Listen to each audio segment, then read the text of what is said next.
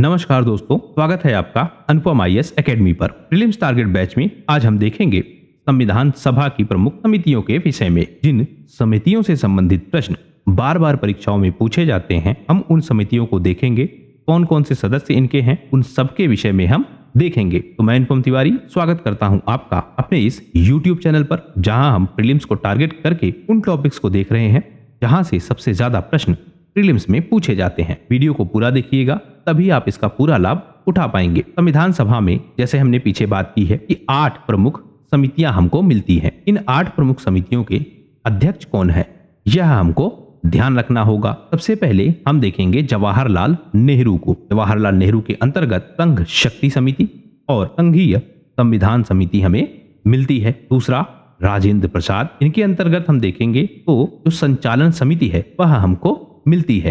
अब ध्यान रखेंगे कि राजेंद्र प्रसाद ही अध्यक्ष थे, तो इनके पास कौन सी समिति है, संचालन समिति। जो प्रस्तावना है संविधान की वह पेश की थी जवाहरलाल नेहरू ने, तो इसके साथ इनके पास शक्ति क्या है, संघ शक्ति की समिति और संघीय संविधान समिति। डॉक्टर भीमराव अंबेडकर के पास सबसे फेमस समिति प्रारूप समिति। यह प्रश्न बहुत बार पूछा गया है, प्रारूप समिति के अध्यक्ष कौन थे, तो ड्राफ्टिंग कमेटी के अध्यक्ष डॉक्टर भीमराव अंबेडकर थे। वहीं सरदार पटेल के पास प्रांतीय संविधान समिति थी। इसके अलावा सरदार पटेल के पास और भी कई सारी समितियां थी, जैसे मौलिक अधिकारों, अल्पसंख्यकों एवं जनजाति तथा बहिष्कृत क्षेत्रों के लिए जो सलाहकार समिति बनी थी, उसके अध्यक्ष भी सरदार पटेल ही थे। जो यह समिति थी मौलिक अधिकारों की, अल्पसंख्यकों की, जनजातियों की, बहिष्कृत क्षेत्रों की, इसकी हमें 5 उप समितियां भी मिलती हैं। सबसे पहले मौलिक अधिकार। मौलिक अधिकार की जो समिति थी या जो उप समिति थी, इसके अध्यक्ष कौन थे, JB कृपलानी। जो अल्पसंख्यक मामले हैं, इनकी एक समिति थी। यह HC मुखर्जी द्वारा लीड किया जा रहा था। जो उत्तर पूर्वी सीमांत प्रांत है, जनजातीय क्षेत्र हैं और असम को छोड़कर जो अन्य क्षेत्र हैं, उनके लिए एक समिति बनाई गई थी। इसके अध्यक्ष थे गोपीनाथ बरदोई।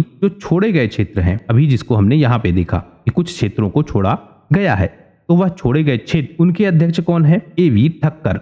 लेकिन यहां भी आप ध्यान रखेंगे कि असम का ऐसा क्षेत्र जो सिंचित है वह इसमें शामिल नहीं है। तो उत्तरी पूर्वी जो क्षेत्र है वहां के जनजातीय क्षेत्र, लेकिन जो गोपीनाथ बरदोई समिति है उसमें असम को छोड़ा गया है और कुछ अन्य क्षेत्रों के आंशिक भाग को छोड़ा गया है। वहीं जो AV ठक्कर की समिति है, इसमें जो छोड़े गए भाग हैं उनको तो जोड़ा गया, लेकिन असम के कुछ ऐसे क्षेत्र जो सिंचित क्षेत्र हैं उनको नहीं जोड़ा गया। एक और समिति उत्तर पश्चिम फ्रंटियर जनजाति क्षेत्र उप समिति। इस समिति के विषय में देखें तो जब 3 जून की घोषणा हो गई, अर्थात माउंटबेटन प्लान की घोषणा हो गई, उसके बाद इस समिति को बुलाया ही नहीं गया। तो यह 5 उप समितियां थी जिसके अध्यक्ष सरदार पटेल थे। तो इस बहुत छोटे से वीडियो में हमने उन समितियों को देख लिया जिनसे संबंधित प्रश्न पूछे जाते हैं। आशा करता हूं यह वीडियो आपकी परीक्षा के लिए उपयोगी होगा। वीडियो यदि पसंद आया हो तो प्लीज शेयर कीजिए अपने दोस्तों के साथ,